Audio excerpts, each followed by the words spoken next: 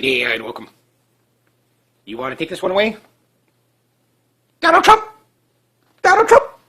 Say it. Donald Trump. Donald Trump. All right.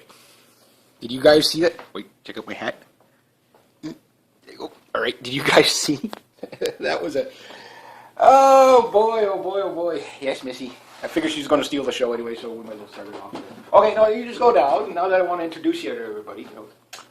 Yeah. So, I watched the first speech of Donald Trump, and yes, I'm going to drink this shit. Stole it from my dad. I don't drink too many of those anymore, so it makes a big difference. Okay, where do you start? Okay, first off, I just finished watching the CBC. You know what they're talking about on the CBC now? How Russia hacked Victoria Nuland's conversation over the Ukraine. Remember when she said, screw the FDEU? That was how many years ago now? This is what I mean about the mainstream media. And what were they saying back then? Oh, that was all conspiracy theory, fake news. But here they are, bang, there you go. They do this all the time. So even the CBC is like, they're trying to... If you listen to his speech, again, okay, I'll just put the analogy somebody else put out. Pause for cat. Donald Trump could cure cancer. Donald Trump could create world peace. Donald Trump could fix the... What else? Could fix the economy. Donald Trump could create interstellar space travel. Donald Trump could make everybody on the planet a billionaire, and the left would still say, oh, well, he's not doing it right. It's just like they double down so much. And the CBC, like, oh my God, like, okay, why would they, like, I guess they're stupid. They're just stupid people. Like, I mean, they're just so stupid. Okay, they're doubling down on that fake story that came from 4chan about the golden showers, hookers in Donald Trump's room in Moscow. Completely false. It was a troll. CNN ran with it, BuzzFeed ran with it, and they may have destroyed their networks because of this. It's going to have long-lasting damage. Why? Because it just breaches the trust of the people. Anybody following that, and as soon as you know where it because it's easy to track where it came from. There was a guy that was taking pot shots at Trump a while back during the campaign. So he made up all kinds of allegations. They just throw it out there. They just throw it out there. He makes up all kinds of allegations about Trump. And then, of course, none of it's true. And then they trolled this guy using 4chan. And they basically trolled it on this guy's Twitter. So 4chan gets it. Then somehow it gets over to insane in the membrane John McCain.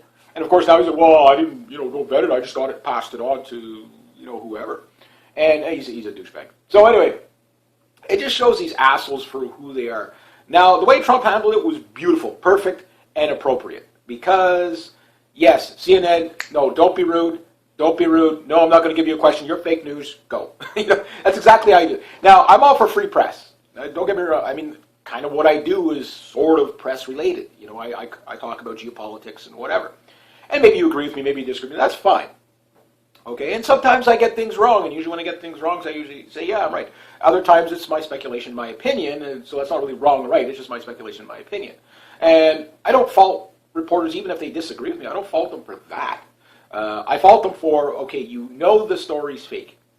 Where was George Soros's, Ministry of Truth with Snopes to debunk this fake news? Nowhere. Where are they right now? Where's Mark Zuckerberg? Where's the YouTube crowd and the Google crowd saying, we got to shut them guys down? Nowhere. They let it fly. Why? Because it's political assassination. But it didn't work. And now anybody who looks into that story, okay, can now, if they are a fair, reasonable-minded people, which 80% of people are logical, only 10% are radical on left or right of any subject, you know what I mean? Typically. I mean, it might not be exact numbers, but you get the idea. There's fringe elements always on the groups. The radicals are always on the edges of the groups, right?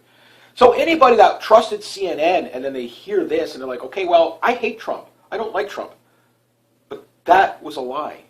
So what else are you lying to me about? And that's what they don't get. As soon as people look into it, they lose that person forever.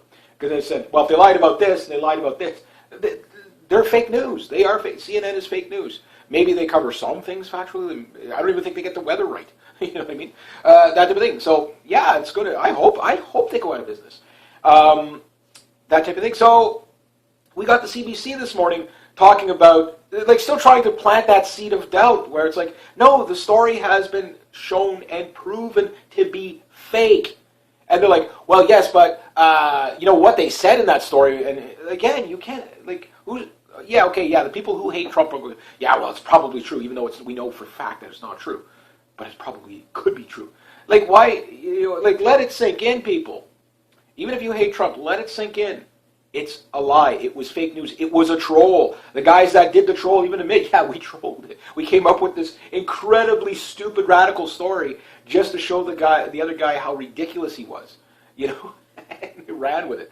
Oh, that's why we got to crack down on fake news. No, that's why people got to use their fucking head. You know, sorry for the language, but, you know, stupid. And I'm a firm believer that stupidity should hurt. And I hope this hurts BuzzFeed and CNN greatly. Why?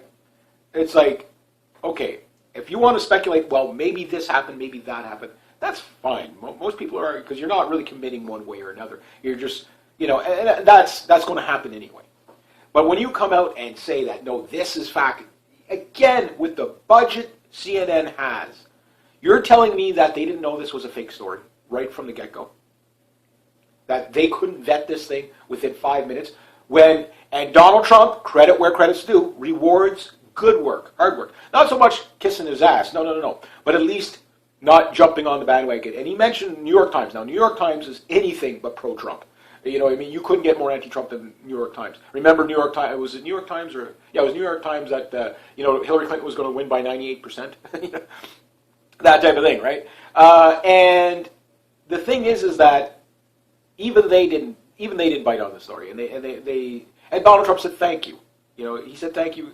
And that's how he's going to win the media, is he's going to set them straight. Think of him like the kindergarten teacher coming in, and you got all these screaming kids, and he's like, settle down now! And they're all like, and then a few kids try to rally, hey, yo, corner. You know, and then the kid comes back, you know. But yeah, that's what he's doing. He's sorting out the kindergarten that is mainstream media. And it might actually turn respectable again, whether it's a left media or right media. I don't care about opinions or biases. I don't even care if people get things wrong from time to time and do retractments. Fine, that's to be expected. But what I do care about is completely malicious attacks on people to divide the people up more. It is completely immoral to do that. Like to put out this kind of fake news just because you politically don't like somebody. Attack them on their ideas. Attack them on their platform. Fine. Personal attacks, that gets us nowhere. You know, especially, okay, some YouTuber that wants to call this person just curse them up and down. Fine. I mean, okay, they're not taking public money. They're not in the public eye to the degree the CNNs and BuzzFeeds. BuzzFeed is more internet than anything, but even that. But they're when you've got that many subscribers or that many watchers, you're doing them a disservice by lying to them. I mean, how long do you think you're really going to fool these people? And do you really think they're going to come back to you when you do? Now, the BuzzFeed crowd, yes, they're going to keep all the social justice warriors. You know, again, that's the way these people think anyway. But anybody that was reasonable, I think you're even seeing it with Young Turks. Young Turks, especially after Anna Kasparian's flip-outs, I think she's went full SJW. Like she's pretty much social justice warrior. For those of you who don't know, because somebody asked me the other day, and I mean, there's like people like, and again, there's a lot of people out there, they don't know what an SJW is. But this is how they think. They're radical. They're like I referred to it. 2017 is the Bolshevik Revolution 2.0, 100 years later. But instead of having the Red Army crush your skull and throw you in the gulags or put you up against a wall and shoot you, or haul you off in the middle of the night, you just have doxing and political. Like the guy did to Millennial. This reporter did to Millennial Woes. Goes around to all his neighbors. Okay, you expect that of a reporter. Okay, fine. But then publishes where his parents live, to get like the Antifas and stuff like that to go and harass. Like that is not reporting. That is so disgusting. And remember, what comes around goes around. I trash the Rothschilds all the time. I trash George Soros all the time. I trash Henry Kissinger all the time. Zygmunt Brzezinski, Rothschilds, Rockefellers, the Clintons, the Bushes, the Obamas, the Blairs. Well, not so much Blairs now, but or whoever. The Clintons. I don't speak highly of these people, but I don't speak highly of these people because of the actions that they have taken. Their policies are bad. They're genocidal. These are real criminals. Yes, the Rothschild banking system, and you might as well say media system, is just completely at odds with humanity.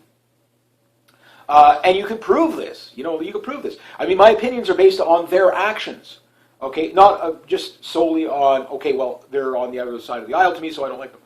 There are a lot of people on the other side of the aisle who I might not really like their opinions, but I don't hate them as people. I'm like, okay, well, we have a difference of opinion there.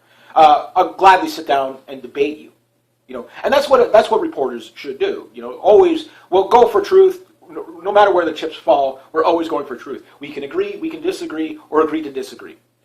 But what we won't do is just go down to such a shitty level of humanity. Like, that is just disgusting. How could any of those people hold their head up in dignity? Like, that is not reporting. That is just, I don't know what that is. And people are seeing through it. Yes, the CNN crowd, they got lots of people to drop off before they lose it all. Same with BuzzFeed and stuff like that.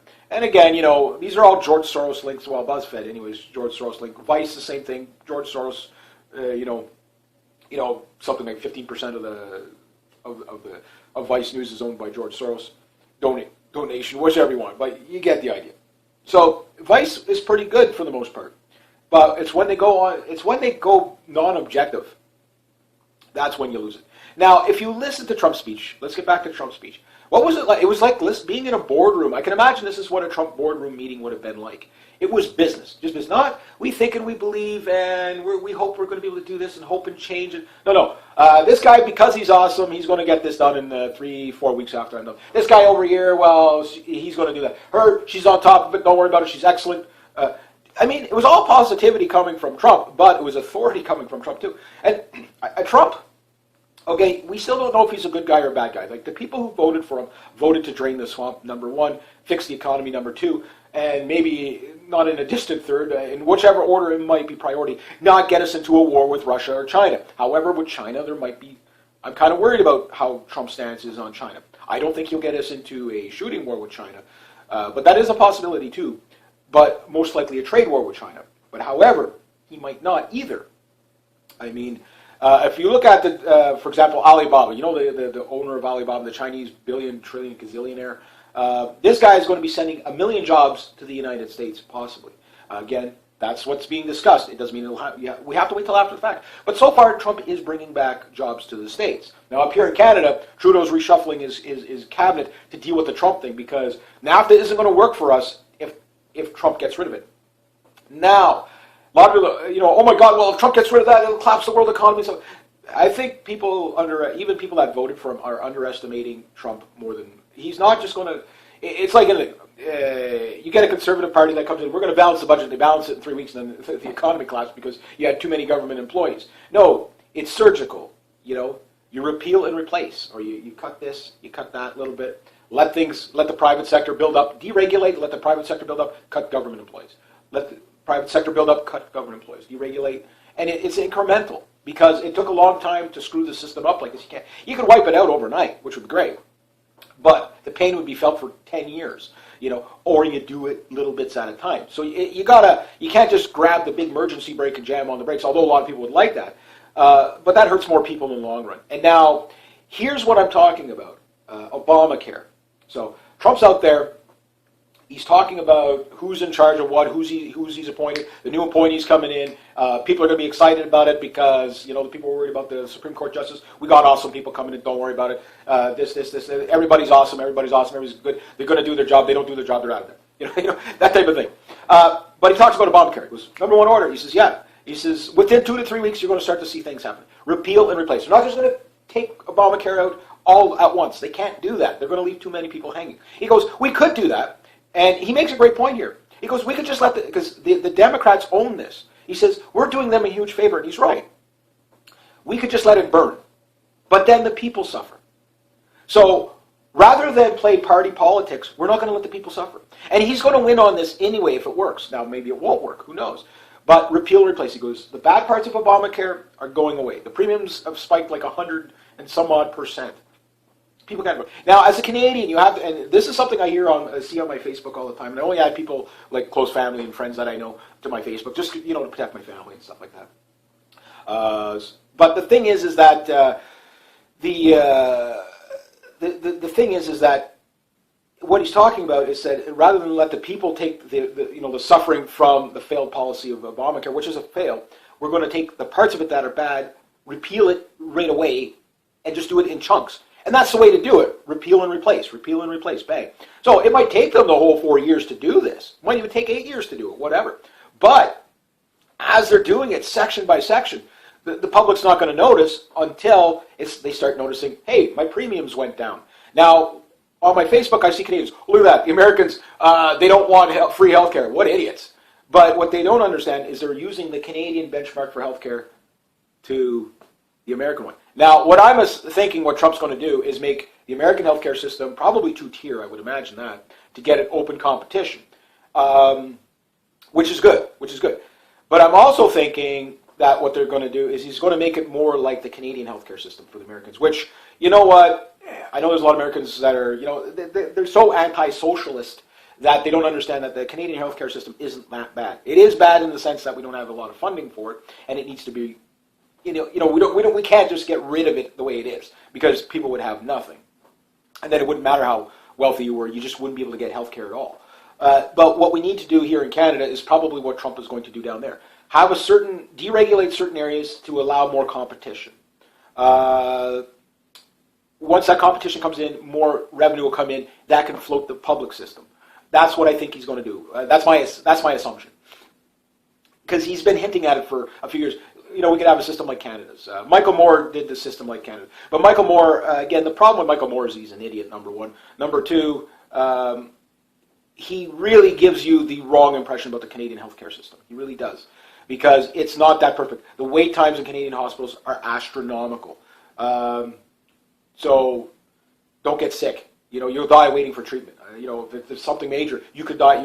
People die in the, and that's going to happen in hospitals anyway. People are going to die in the waiting room. But when they die in the waiting room and they're there for 2 days, you know what I mean? It's time to start looking at the system. And our healthcare system is starting to fail, and it's getting defunded. The Trudeau plan has hasn't really lowered the funding for healthcare in Canada, but what it's done is it's lowered the bar. It's not keeping with inflation and stuff like that. And how can we fund it? Well, with the states, for what they spend on healthcare, they could start closing down some of that. I think it's now up to 800 military bases around the world. You start doing that, that's where your money is. Turn that money inward. Number one, it will increase velocity of money in your economy because the money will be there. Number two, you're helping people. Which, the poor, and I got to say, like the American healthcare system, they have a lot of innovation down there and stuff like that, which is great. I'm doing time, but on the other hand, it's like there's so many people that can't get coverage. Now, Obamacare, sure, it's helped the poorest of the poor at the expense of everybody else, and most people, the majority of people. This is what Canadians don't understand. The majority of people cannot afford the premiums of Obamacare, and if they don't pay for the health care insurance, okay, they get a fine. And if they don't meet the deductible or the premium, they're not covered. They still have to pay out of pocket. It's twice, 3 times, 4 times more expensive than what it was. And what Canadians don't understand about the Obamacare is that if you make over a certain income, and we're not talking extreme, we're talking middle class people, $400, $500, $600 a month for their health care. Yes, you can put your children on, but $500 or $400 a month. If I had to pay $500 or $400, even $200 a month for healthcare, I couldn't afford that. I'm a dead man at that point. Don't get sick. You know what I mean? I just don't have that kind of money. It's okay. Do you eat or do you get healthcare insurance? Do you pay your student loan or do you get healthcare insurance? That's what they're up against. I say, if you don't make enough to do that, you'll just get the free stuff at the expense of everybody else. So the average healthcare in Canada costs the average Canadian citizen, I don't know what it's up to now, but at last count it was between $6,000 and $9,000 a year. Now, most of that is not funded out of the taxpayer pocket directly. It comes from fuel taxes. That's why there's so much, that's what these carbon taxes are about. It's to float the extreme socialism. But we could do away with a lot of that, okay, by getting out of the United Nations, stop having to pay the Queen, get out of NATO.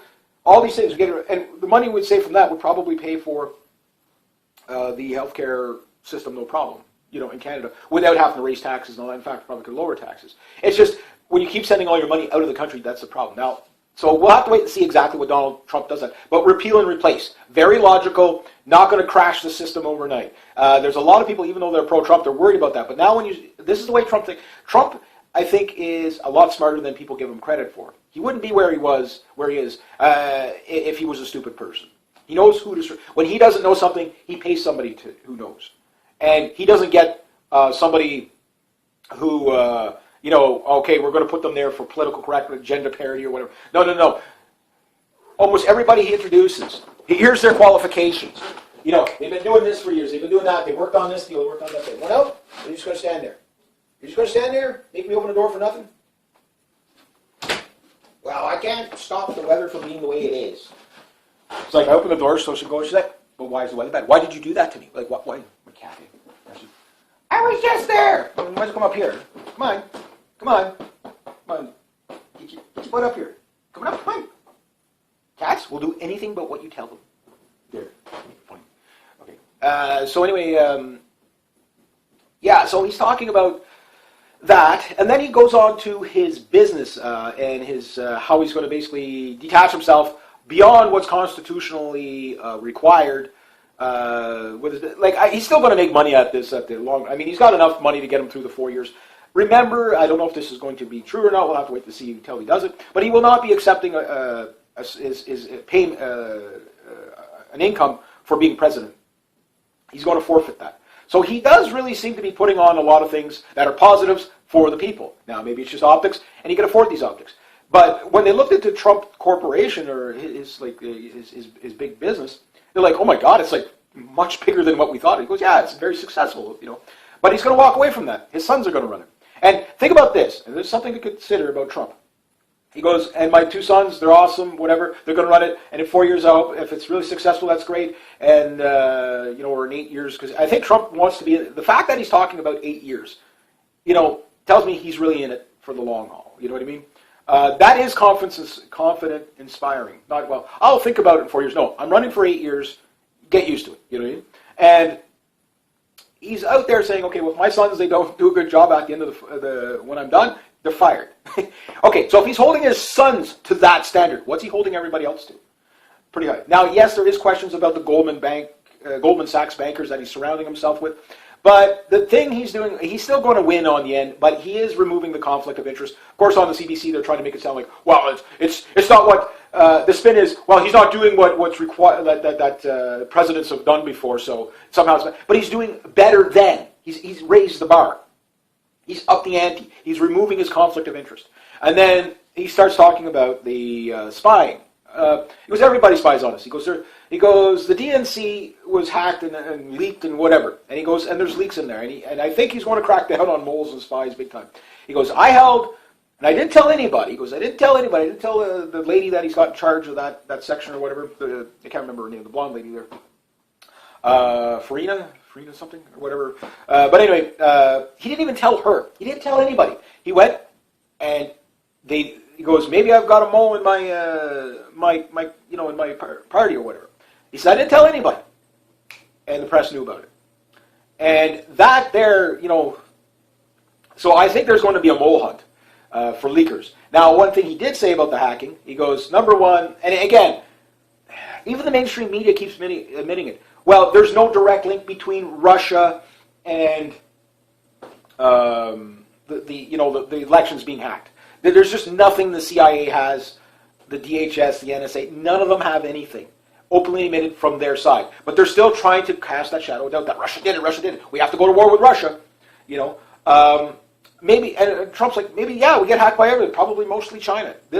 He does take a lot of jabs at China. That's why I'm kind of worried about what his stances on China are going to be. Trump doesn't like the Chinese. Maybe, I don't know about the people. I think Trump doesn't, he likes the people, but he doesn't like the Chinese government. And that's kind of a good stance to take because the Chinese government is corrupt as hell. They've done a lot of improvements in China for the people, but they're still, they don't have the freedoms we have. So the thing is that he's sitting there saying, look, the DNC had 22,000 or whatever, actually 220,000 leaks. Nobody talks about it. He goes, He goes, the Republican Party, he says, no, we made sure we doubled down on this, the cybersecurity that nobody could hack it. We didn't get one hack. He goes, but yet the DNC, they let it hack. And he starts talking about Podesta. He goes, if I found an email like that and heard what Podesta said about Hillary Clinton, horrible, horrible things. He goes, I would fire that person on the spot. You know what I mean? And he's right, it's like, but that's the thing, the Democratic Party is such a bunch of cutthroats. That said, I think there will be a draining of the swamp to a degree that, when he talks about this latest kind of non-fake news scandal, the fake news thing is really, again, whenever a YouTuber or independent journalist heard the fake news, okay, that's how they're going to come after us. But it's just blowing up in their face. They're going to have to get rid of that fake news meme because it seems like they're giving the ammunition to us. It's like, okay, well, yeah, but the only people that keep getting caught with fake news, CNN, NBC, Fox, all these guys, particularly CNN. Remember, all these other groups, all the CNBC, NBC, Fox, CNN, and I forget the other ones, they're all owned by the same guy.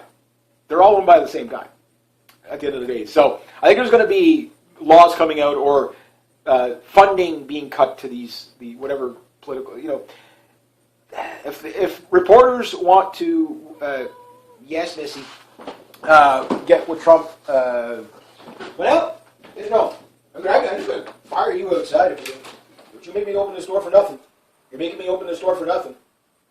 You're a bad cat. And you don't hear the dog meowing. Jeez, cat. It's like she expects every time I open the door that the weather's going to change, and then she gives me this look, why didn't you change the weather? But anyway, yeah, so like the media's going to have to learn how to play ball with Trump, or he's just going to hammer them down. And it's because he can be bold like this because he really has nothing to fear. It's like, it's all fake. You're fake news. Prove it. That's all he has to do. So the Saul Alinsky tactics, I know there's, Saul Alinsky tactics are completely foolproof. No, they're not. Saul Alinsky, yes, he was a smart man to a degree. I don't like the guy. I think he was an asshole. And I find it very ironic that Trump used a lot of rules for radicals, Saul Alinsky tactics against Hillary Clinton, who was a protege of Saul Alinsky. That is irony. You know what I mean? That is irony. But yeah, so the press is going to have to work on that. But one thing he said about the hacking he goes, right now, he says, our hacking defenses are horrible. He says, they're not going to be anymore. He talked about the wall with Mexico and stuff like that. And Mexico's going to pay for it. How they're going to pay for it? He goes, I'm not going to wait to build a wall. He says, we're starting construction on that right away. So there you go. Infrastructure building right away, the wall. So yeah, the cyber hacking, that type of thing, he says, it's not on my watch. So that does concern me because I'm wondering how much powers he's going to give to the NSA. This idea of blanket spying on people has got to stop. There's just no reason for that. How can the mainstream media come up there and report a story on how, and just the way Trump says, look, when you're out and about, and especially in Russia, there's little mini cameras everywhere. They're so small you won't even know they're there, and you'll be on TV if you're not careful.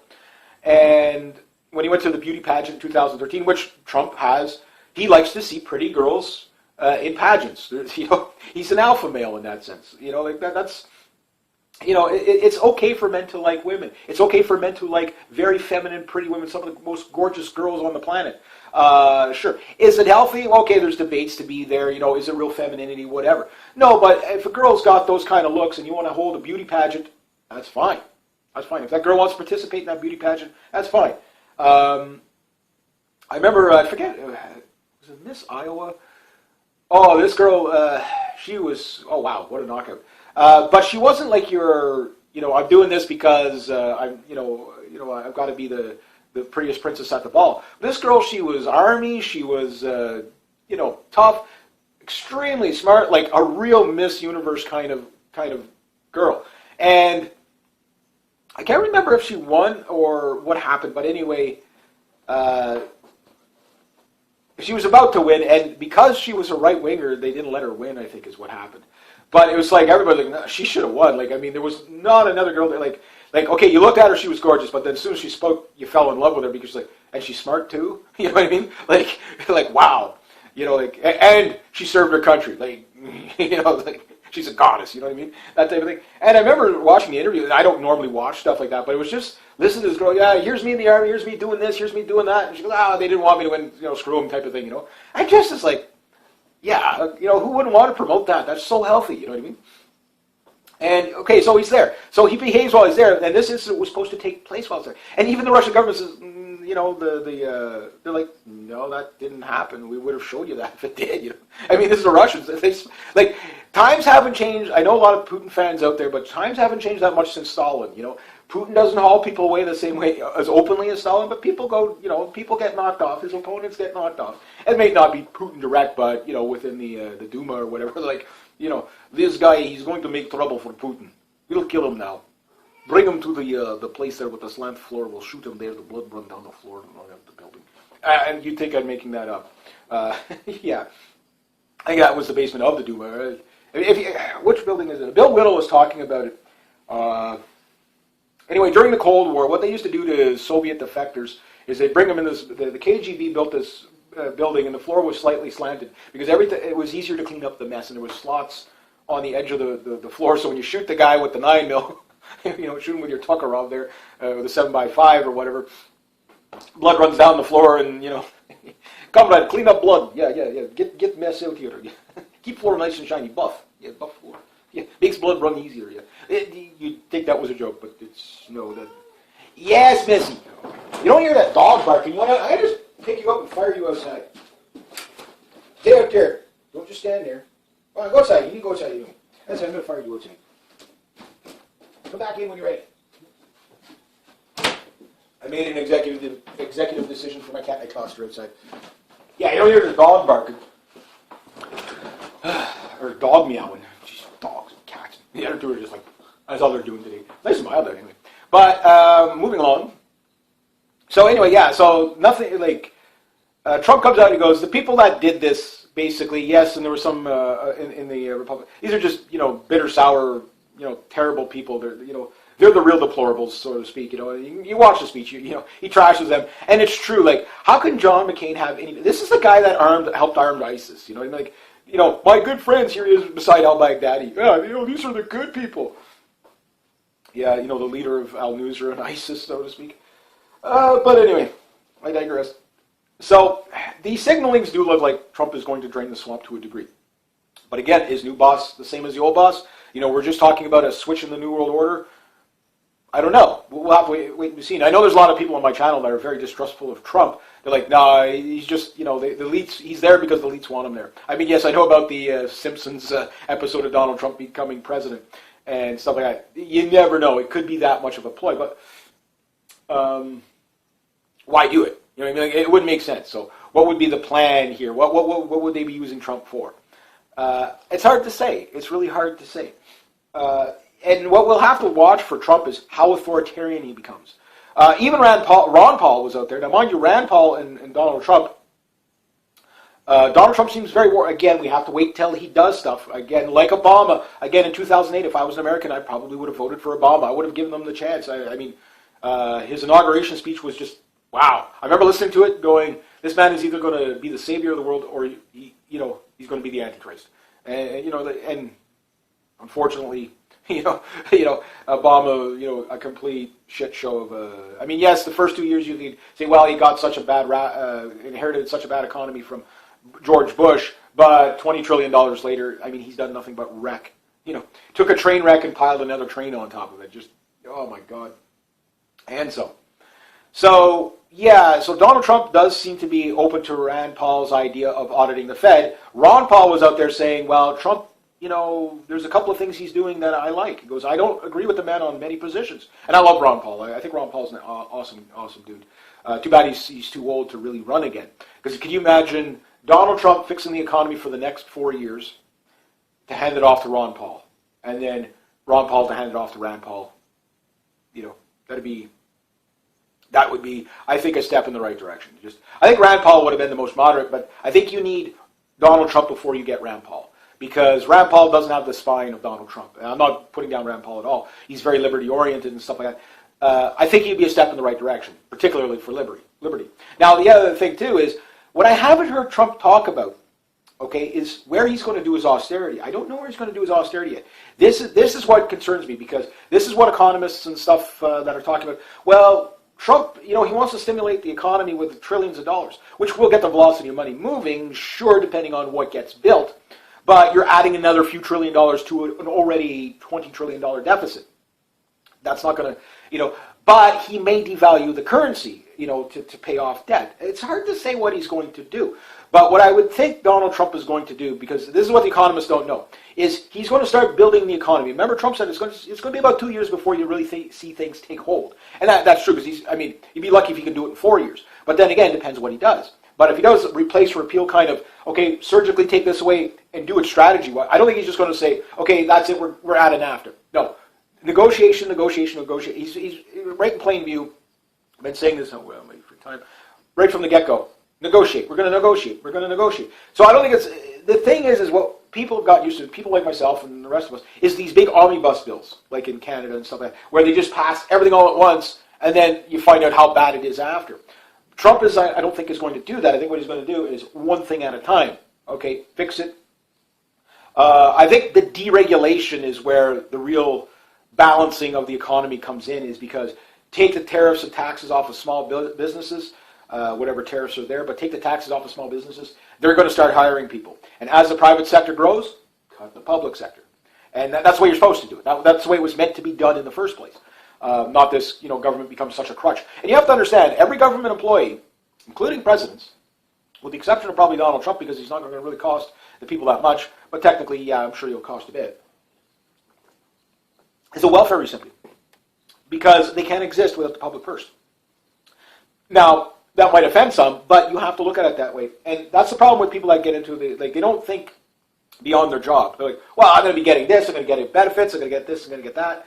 And they don't think beyond, okay, yeah, but how is all this being paid for? Well, it doesn't matter, I'm getting paid whatever I get paid in the government. The average government employee in Canada costs $140,000 a year, with government getting increasing, all these committees.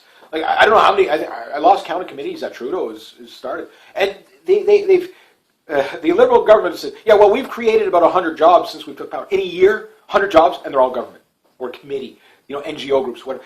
NGO groups are government. If they're funded by the government, it's government. You know what I mean? Like, it's government. And that's the stuff that's failing. And, it's like, they can't count. And the Trudeau shuffle of cabinet here, which I've already talked about a bit, but they're like they know that their gender parity thing didn't work. It's like, okay, we're going to actually need competent people, so we're going to shuffle the cabinet around. You know what I mean? That type of thing. But Trudeau, he's a puppet. Whoever's really in top, I think John McClellan, I think Jean Chrétien is really helping to run the show, and definitely George Soros is. You might as well say the Prime Minister of Canada unofficially, because whatever George Soros wants. I mean, they're talking about this guy in Parliament. I mean. John McClellan, our good friend George Soros, is helping us with the refugee crisis. And this is a guy that's going to be moving over into the UN or something like that. That's where all these guys want to be. That's why I don't think you should allow dual citizens running in high parts of government and stuff like that, like Stéphane Dion. I mean, is he, he's going to be the ambassador to France. But, is his interest for France or is it for Canada? You know what I mean? Like that type of thing. These dual citizen Israelis, they should, are they for Israel or are they for Canada? Or they, states, wherever you might be. I think people are catching on to that. But anyway, we'll wait and see what happens. But that said, I think Donald Trump's plan is going to be just this first meeting tells you, okay, this guy doesn't do anything unless his time is going to be effective. He doesn't just sit there and say, oh, well, maybe we should do this, or maybe, no, we're doing this, and this. We've got a plan, we're going to get it done. And if it doesn't work, we'll go back to the drawing board. Okay, fine. But they got a plan. They've got people, he's got people, like, this man is already acting presidential. Even if you don't like him, this man is already, he didn't wait till his inauguration to get on top of it. This guy's already been bringing back jobs. He's already brought back thousands of jobs to the United States. Now, he also did something else. Again, Trump, it's weird how he plays his cards. He throws down a card every now and then so you can, to see his hand. And one thing he said in his, and if maybe you caught it, maybe you didn't, he goes, we're going to fix the economy. You got 96 million people out of work, the real numbers. So in other words, the real numbers are 62% employment in the United States. That's worse than the Great Depression. It's just the bread lines are electronic right now. Now you have to understand, the United States, okay, has a long way to fall. It's still got an immense amount of wealth in there. But the people are starting to slowly hurt. Like, again, they're not third world there yet. Long way to go before that. But that can happen in an economic collapse overnight. Now, some people are worried about Trump's policies triggering a collapse, but I don't think it's going to work like that because of the strategy. I think it might trigger a global collapse, but if the economy is strong from within the United States, it won't matter. It won't matter to them. That's why I'm a nationalist. That's what Canada needs to do. I mean, you're telling me we can't be self-sufficient in Canada? Really? Please? But we can't with NAFTA. We can't with Trans-Pacific Trade Partnership.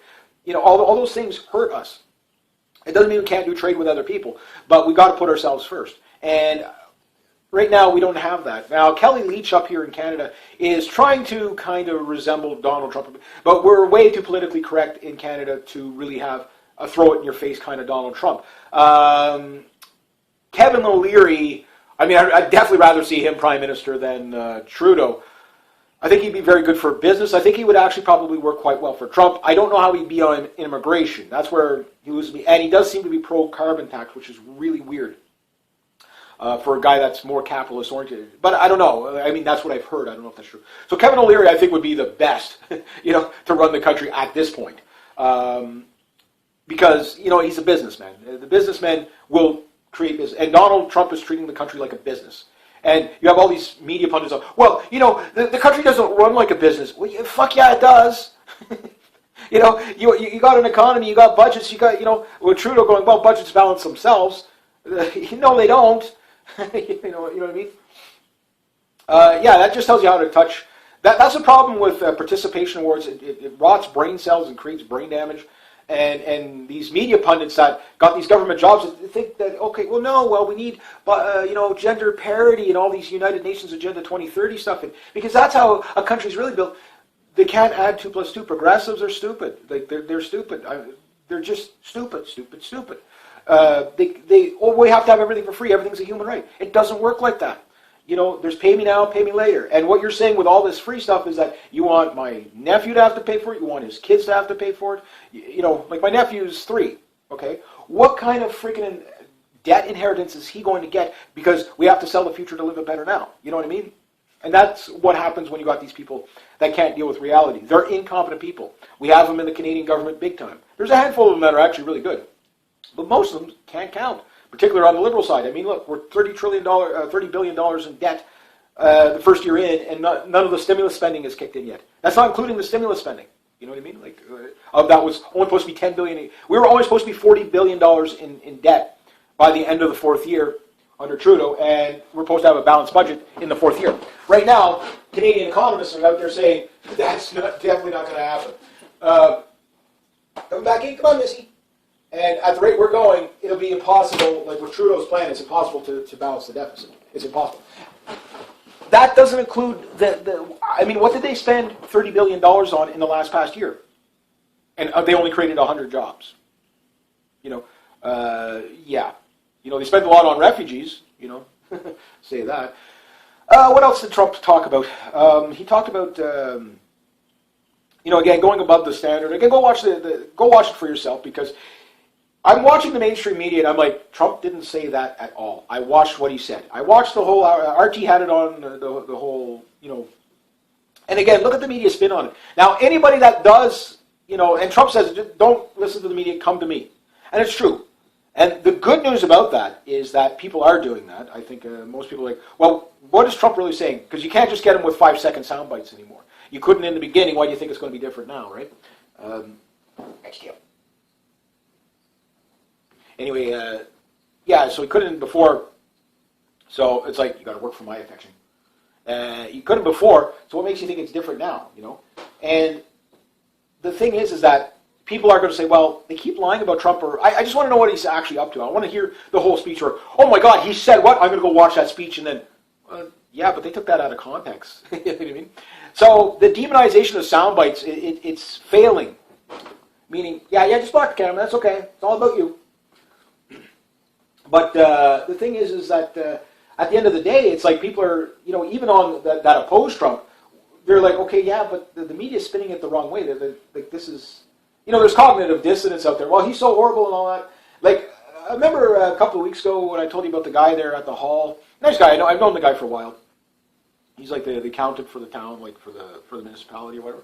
And we started talking about Trump, and he's got relatives in the States. And he goes, oh, I said, he goes, yeah, well, because one of the ladies there, she asked him, what do you think about Trump? He goes, oh, well, what do you call it? Trump, he won because of the Electoral College. I said, yeah, but I said, if you add up all the illegals that voted for him, he's up by about 2 million votes. Oh, no, that's fake news. I was talking to my relatives in the States. So I wonder if I had that conversation. And then he goes, look, I looked at the stock market. Look, it's fine. That type of thing. And I'm like, oh my God. It's like, man, I hope you're not invested in that because, man, that thing is so rigged. Like, because it's rigged, you can make a lot of money out of it. I still don't know how to play the stock market, but I might be trying to get into, like, say, something, because if I know it's rigged and you know how, maybe not exactly how it's rigged, but you know that, okay, they're going to do this. With Trump, it might be a little bit harder, but follow Greg Manarino. I think he's pretty much a straight shooter on that because he shows you, on his Trader's Choice how he's doing it. And something. This guy's making money hand over fist, and I would say he's probably 90% accurate or more on his calls. Like, he does seem to make a lot of money on it. So if you can learn how to do that, there you go. But that's all he does. Like, the guy's in his, I didn't think he was in his 50s until he said, yeah, I'm like 50 whatever. I'm like, oh, geez, looks good for his age, that type of thing. So that's what a healthy lifestyle, I guess, does for you, keeps you useful. But, he's like, you can crash and burn in this thing really easily if you don't know what you're doing. But when you know it's rigged, you can make better judgment calls and, that type of thing. So he might lose that foresight if Trump becomes unpredictable. Unpredictable meaning restore rule of law. Now, this is where the Goldman Sachs guys come in. Are these the guys that, again, there's a couple of speculations. Okay, well, they're just going to carry it on the same way they've been doing. Or is it these guys know how it was rigged, and there could be good guys within Goldman Sachs, dare I say that want to actually save the populace. So how would they do it? Well, number one, they got to keep raising interest rates. Now, China just raised their interest rate to 80%. Yes, banks got to make money. Russia did something like that. They raised their interest rates to 75% as well. I don't know what it is now. I think they lowered it back down to like 14, 15%. But at least have at least 1% interest rate. But I think they should have a mandatory law that all banks have to make profit, or else they don't get a bail. No more of these too big to fails. But Trump can't let that card slide yet. But if he's talking about auditing the Fed, think of what that does, how much debt that can write off. Well, this was corrupt, proceeds of crime, we take that from the Rothschilds or Rockefellers or whoever, and it could go that way, but we'll only have to wait and see. Trump is still signaling that he is a good guy. Again, he can't show his hand until after the 20th. The CIA, they're at war with him. I think they're nervous. I think a lot of people are going to lose their jobs. I think a lot of people are going to be losing their jobs. Most of them need to go to jail, and a lot of them need to be put up against the wall and shot for treason, but that's just me. I'm still thinking he's probably going to go after it. I think what he's going to do, and I think why he's being quiet about it, because he doesn't want these people to flee the country. But what I'm thinking is Hillary Clinton, day one, gets the chrome bracelet slapped on her. Why? Because if they were going to get her, and they announced it, they're going to kill Hillary Clinton, her own side will probably kill her, because dead people tell no tales. That type of thing. So what he's going to do is, bang, we're going to get her, we're going to detain her, use the NDAA against, I'd love to see the NDAA, used against Obama, send Obama to Guantanamo, send Hillary Clinton to Guantanamo, George Soros, Kissinger, Brzezinski, proceeds of crimes, sees all these, anything that was done corruptly, they just get them all, Warren Buffett, all these douchebags, that have been basically, reaping the wealth from the people and destroying humanity, that type of thing, causing all these wars. One charge, crimes against humanity. Hellhounds rise now, you know what I mean? But yeah, I still see Trump as a good guy so far because that's what he's signaling.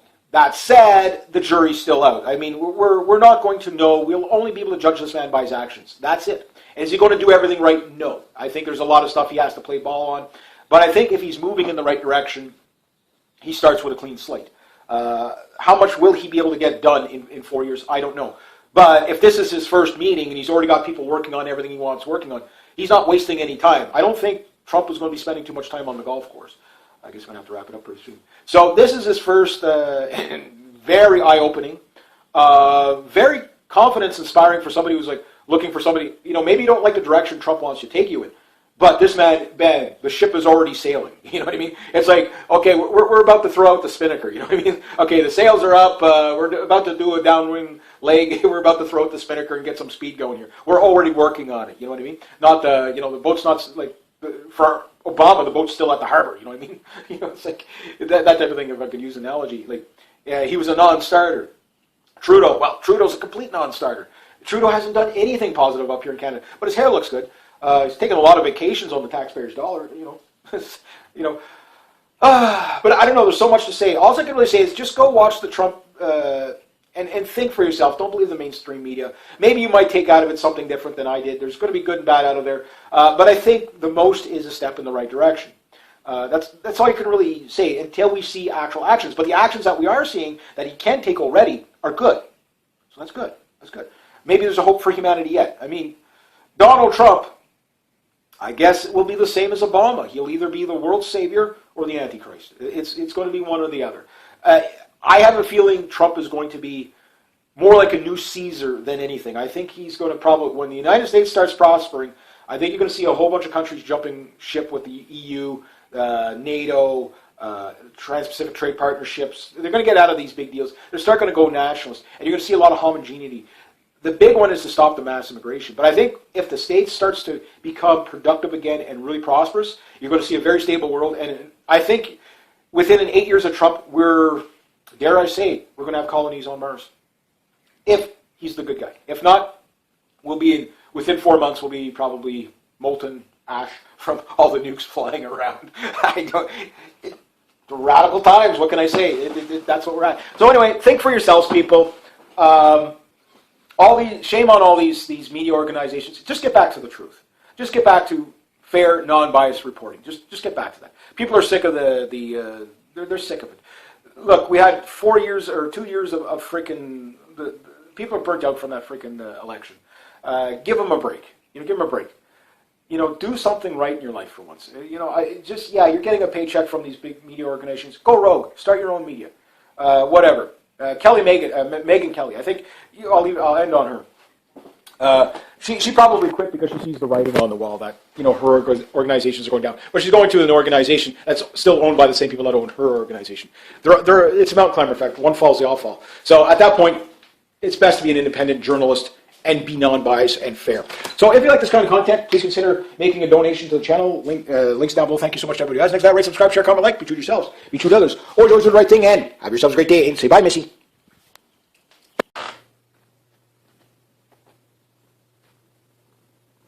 Yeah, and welcome. You want to take this one away? Donald Trump! Donald Trump! Say, Donald Trump! Donald Trump!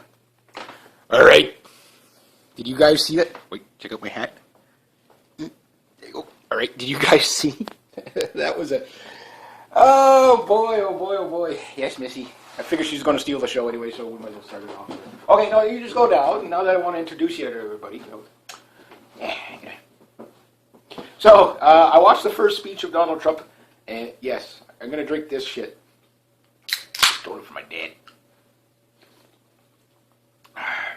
I don't drink too many of those anymore, so it makes a big difference. Okay, where do you start? Okay, first off, I just finished watching the CBC. You know what they're talking about on the CBC now? How Russia hacked Victoria Nuland's conversation over the Ukraine. Remember when she said, screw the F the EU? That was how many years ago now? This is what I mean about the mainstream media. And what were they saying back then? Oh, that was all conspiracy theory, fake news. But here they are, bang, there you go. They do this all the time. So even the CBC is like, they're trying to, if you listen to his speech, again, okay, I'll just put the analogy somebody else put out. Pause for cat. Donald Trump could cure cancer. Donald Trump could create world peace. Donald Trump could fix the, could fix the economy.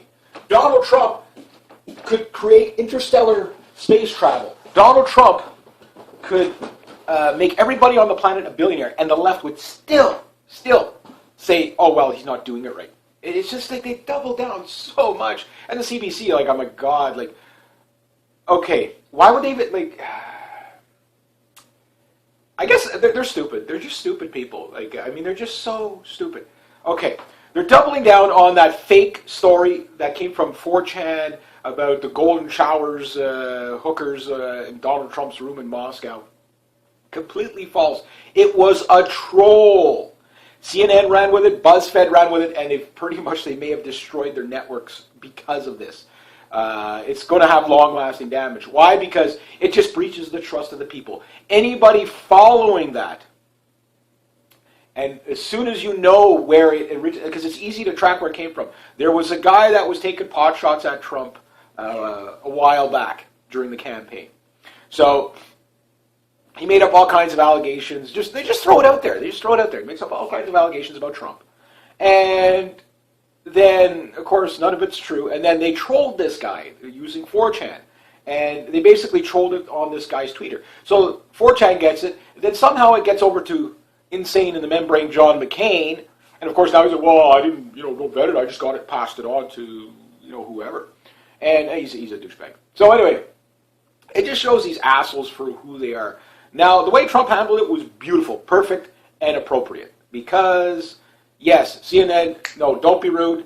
Don't be rude. No, I'm not going to give you a question. You're fake news. Go. That's exactly how you do it. Now, I'm all for free press. Don't get me wrong. I mean, kind of what I do is sort of press related. I talk about geopolitics and whatever. And maybe you agree with me, maybe you disagree with me. That's fine. Okay, and sometimes I get things wrong, and usually when I get things wrong, I usually say, yeah, I'm right. Other times it's my speculation, my opinion, and so that's not really wrong or right, it's just my speculation, my opinion. And I don't fault reporters, even if they disagree with me, I don't fault them for that. I fault them for, okay, the story's fake. Where was George Soros's, Ministry of Truth with Snopes to debunk this fake news? Nowhere. Where are they right now? Where's Mark Zuckerberg? Where's the YouTube crowd and the Google crowd saying, we got to shut them guys down? Nowhere.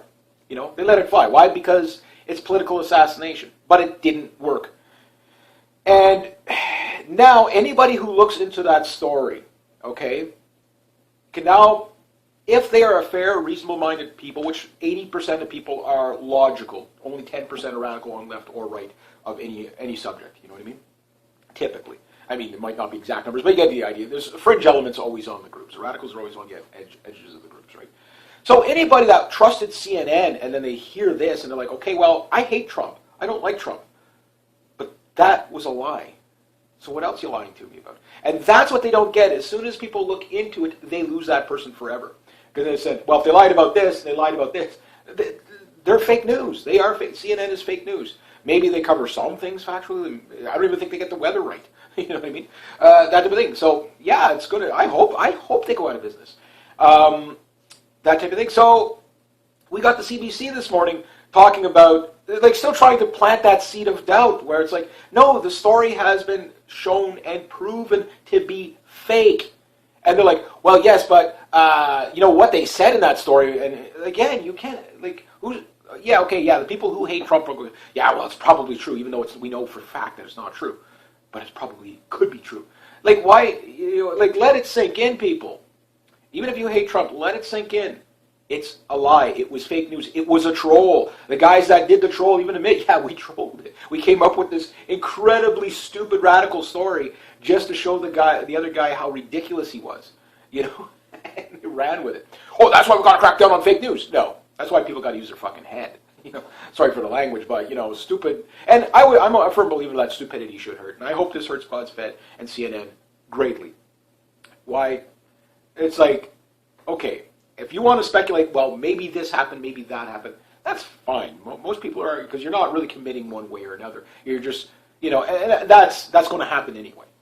But when you come out and say that, no, this is fact, again, with the budget CNN has, you're telling me that they didn't know this was a fake story right from the get-go? That they couldn't vet this thing within 5 minutes? And Donald Trump, credit where credit's due, rewards good work, hard work. Not so much kissing his ass, no. But at least not jumping on the bandwagon. And he mentioned New York Times. Now, New York Times is anything but pro-Trump.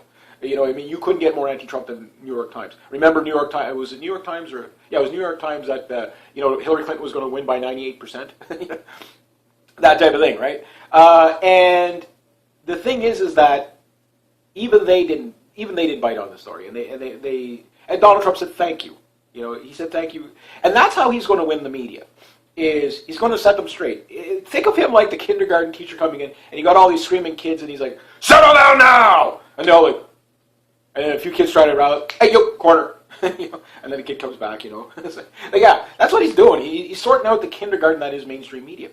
And it might actually turn respectable again, whether it's a left media or right media. I don't care about opinions or biases. I don't even care if people get things wrong from time to time and do retractments. Fine, that's to be expected. But what I do care about is completely malicious attacks on people to divide the people up more. It is completely immoral to do that.